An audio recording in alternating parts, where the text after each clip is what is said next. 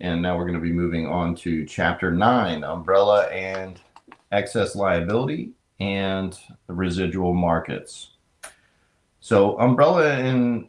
excess liability policy, the whole reason that we're talking about these is because these will extend liability coverages over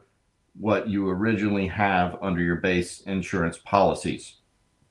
So in both cases, you have to have an underlying policy to make these work, and you can write these for either individual needs under personal lines or for business needs under commercial lines. The umbrellas are designed to work over multiple policies, and the excess liability is going to be mirrored coverage, so it can only work with a single policy. Now, these will extend out all the supplementary payments, so costs for the lawyers and any of those payments for duty to defend will be extended beyond the original policies under either an umbrella or an excess liability policy.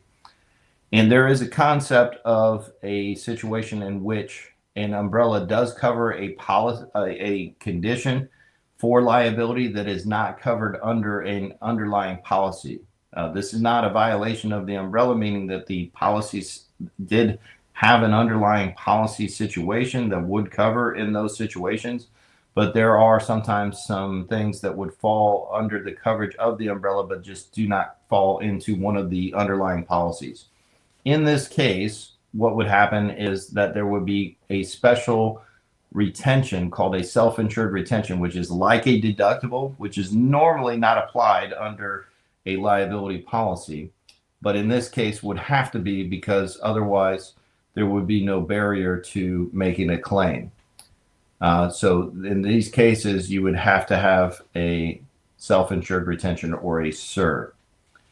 Now, one other thing to note about this is if the underlying policy's limits are not adequate for the umbrella or for the excess policy, it